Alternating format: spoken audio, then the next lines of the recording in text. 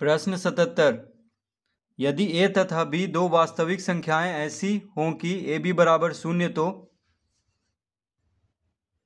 तो प्रश्न 77।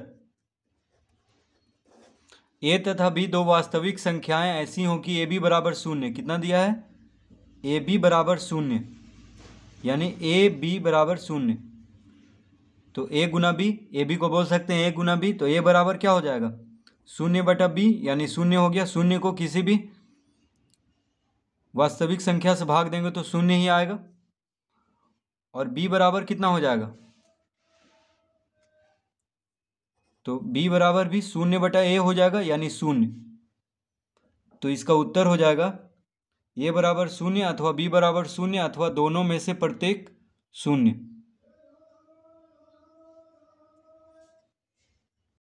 यानी a बराबर भी 0 हो सकता है, b बराबर भी 0 हो सकता है अथवा दोनों में से प्रत्येक 0।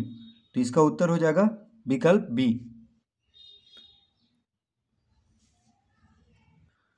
तो इसका मतलब हुआ कि a भी 0 हो सकता है और b भी 0 हो सकता है अथवा दोनों में से, यानी दोनों भी 0 हो सकता है। ठीक है, तो प्रश्न 77 का उत्तर हो जाएगा बी, विकल्प बी। प्रश्न 78। सबसे छोटी अभाज्य संख्या कौन सी है?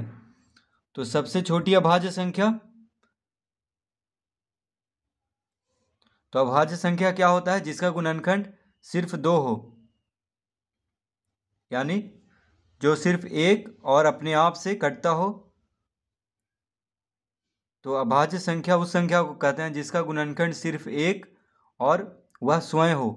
ठीक है, तो ऐसा संख्या कौन है सबसे छोटी अभाज्य संख्या? तो सबसे छोटी अभाज्य संख्या यहाँ पे 2 है। 2 होता है सबसे छोटी अभाज्य संख्या। ठीक है, क्योंकि एक अभाज्य संख्या नहीं है, 0 भी नहीं है, तो सबसे छोटी अभाज्य संख्या है 2। 2 के बाद 3, क्योंकि 2 सिर्फ 2 का गुणनखंड 1 है और 2 स्वयं है। 3 भी अभाज्य संख्या है, लेकिन सबसे छोटी अभाज्य संख्या पूछ रहा है तो 2, यानी विकल्प सी इसका उत्तर होगा। प्रश्न 79।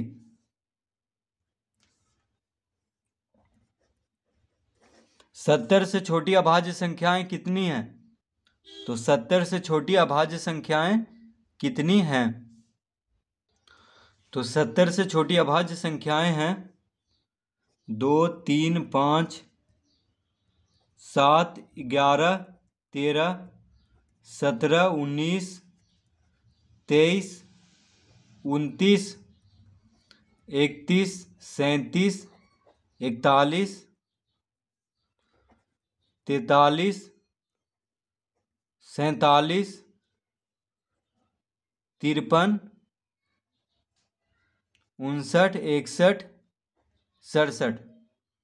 तो 70 से छोटी अभाज्य संख्याएं हैं।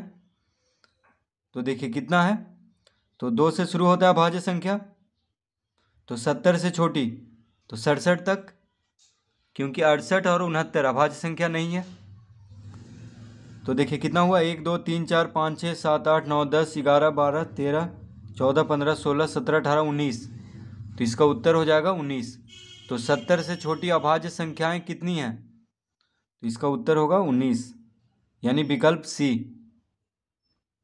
तो 70 से छोटी अभाज्य संख्याएं हैं 19।